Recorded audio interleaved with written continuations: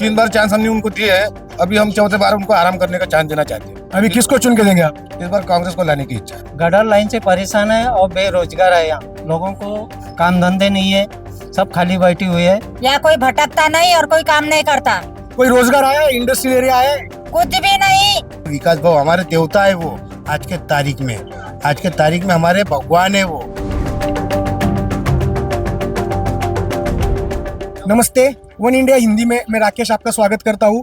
आज हम नागपुर दक्षिण पश्चिम चुनाव क्षेत्र में आए हैं।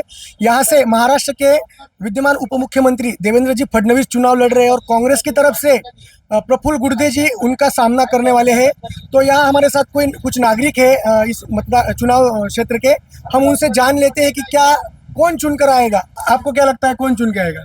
नहीं, इस बार तो महाराष्ट्र में कांग्रेस की सरकार आनी चाहिए, क्योंकि महाराष्ट्र की जनता को जब केंद्र सरकार ने महाराष्ट्र के जितने भी प्रोजेक्ट थे, जनता ने विचार करना चाहिए कि यहाँ का जितना भी प्रोजेक्ट था वो कहाँ गया, और वो मनोभावी लोग कौन थे जो महाराष्ट्र के प्रोजेक्ट गुजरात लेके गए, और किस मुद्दे पे महाराष्ट्र की सरकार महाराष्ट्र में बीजेपी को देगी। यहाँ के जितने भी प्रोजेक्ट है जब गुजरात जा रहे हैं तो लेके जाने वाले को फिर से वोट देंगे ताकि वो फिर से लेके जाए यहाँ के प्रोजेक्ट। 3 बार से देवेंद्र जी यहाँ की विधायक है। कुछ रोजगार आया है, कुछ इंडस्ट्रियल एरिया आया है आपके इलाके में? नहीं, उन्हीं का रोजगार आया है, हमारे लोगों का कुछ नहीं आया है। अभी यही हुआ है कि अभी 3 बार चांस हमने उनको दिए है। अभी हम चौथे बार उनको आराम करने का चांस देना चाहते हैं। अभी किसको चुन के देंगे आप? इस बार कांग्रेस को लाने की इच्छा है। कौन है उम्मीदवार कांग्रेस का? गुरुदेव भाऊ पाटिल। इतने योजना है, लाड़का भाऊ, लाड़की बहन, वनश्री योजना, किसानों को कर्जा माफ किया, लाइट बिल किसानों का माफ किया, इतना काम बीजेपी ने किया है। आपको लगता है हुआ है, ग्राउंड पर काम हुआ है? आज आपने लाडली बहन योजना का सरकार ने वर्धापन किया है, और अगर मैं लाडली बहन योजना की तरफ देखूं और मैं किराना दुकान जाऊं, 1500 का पीपा 2200 रुपये में मिल रहा है, तो लाड़की बहन योजना कहाँ खड़ी है?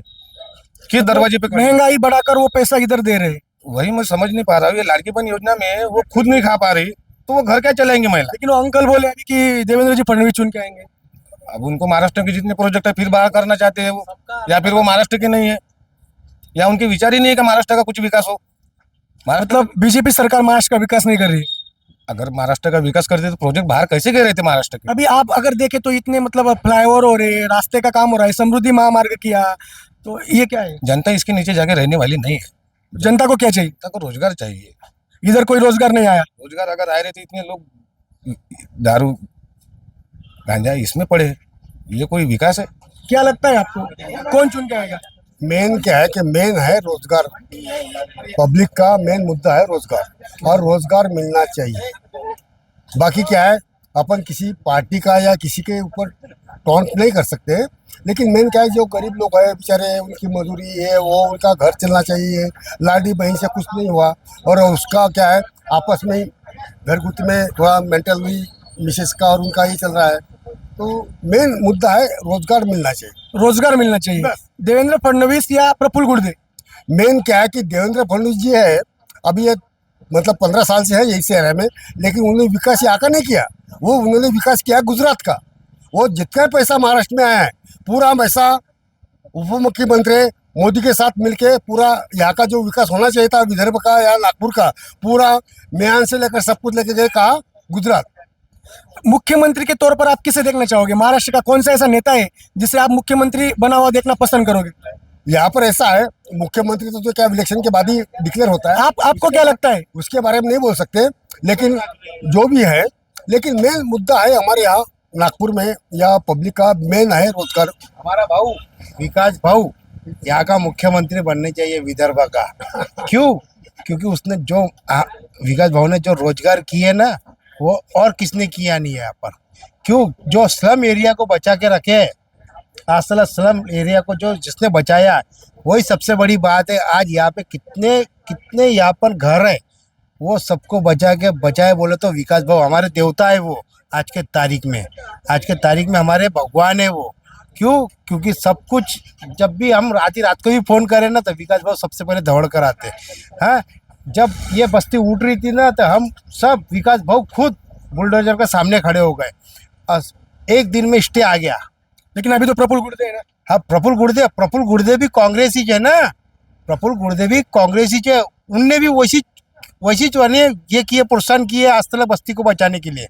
उनने भी बहुत कुछ किए और वो उनके पिताजी ने भी केंद्रीय मंत्री रह चुके हैं, सांसद के वो, तो उनने भी बहुत कार्य किए हमारे बस्ती के लिए, सब कुछ किए।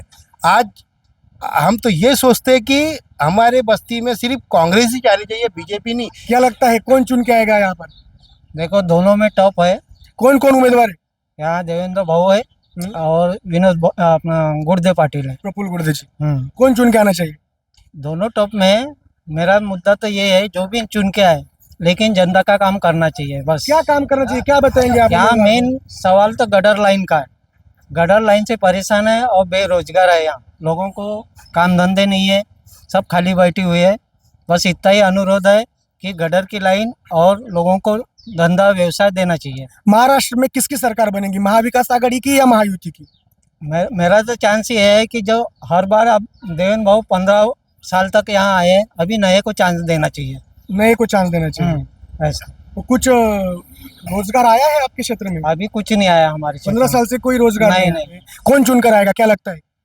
सर ऐसा लगता है कि सभी तो कैसा है प्रचार कर रहे हैं, लेकिन हम चाहते हैं कि जो हमको कैसा है मदद करेगी तो वही चुन के आना चाहिए। हवा का रुख किस तरफ है? अब सर कैसा है, हवा का रूप बोल तो कैसा है, हवा जहाँ से आती है वही रूप बदलता है। फडणवीस जी 3 बार से यहाँ से जीत कर आए हैं, उन्होंने कुछ विकास किया है इधर, क्या लगता है आपको? इधर तो नहीं गया फडणवीस साहब ने, लेकिन विकास भाऊ ठाकरे साहब है, उन्होंने किया है। उन्होंने काफ़ी बदलाव किया है यहाँ पे।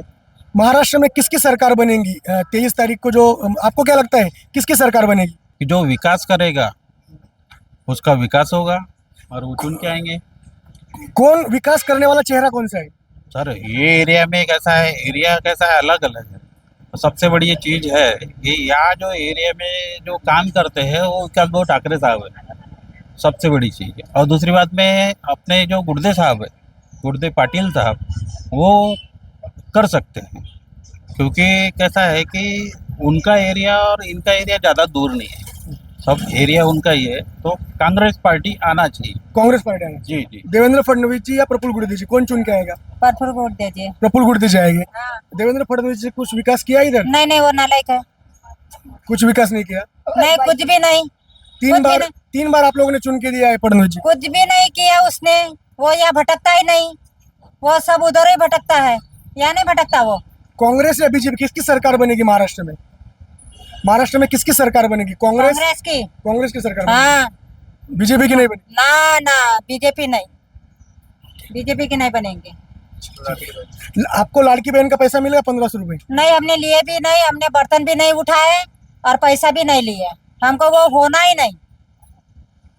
अच्छा, सरकार बदलनी चाहिए मतलब? हाँ, हमको सरकार बदलनी चाहिए, ये नहीं छोड़ना हमको। समस्या क्या है, प्रमुख समस्या क्या है जो सॉल्व होनी चाहिए? जो चुन के आएगा विधायक, उसने कौन सी समस्या आपकी सॉल्व करनी चाहिए? उसने ये gutter line, main gutter line अभी कितने साल हो गए, 50-60 साल हो गए, लेकिन गटर लाइन जैसी के वैसी बंद है। या कोई भटकता नहीं और कोई काम नहीं करता। कोई रोजगार आया है, इंडस्ट्रियल एरिया आया है? कुछ भी नहीं।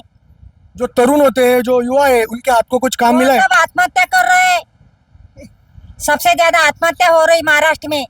नमस्ते। तो ये थे नागपुर पश्चिम दक्षिण के लोग थे, तो हमने इनकी राय जान ली है। अभी 23 तारीख को जो नतीजे आने वाले हैं तो उनमें ही पता चलेगा कि यहाँ पर कौन चुनकर आने वाला है। धन्यवाद।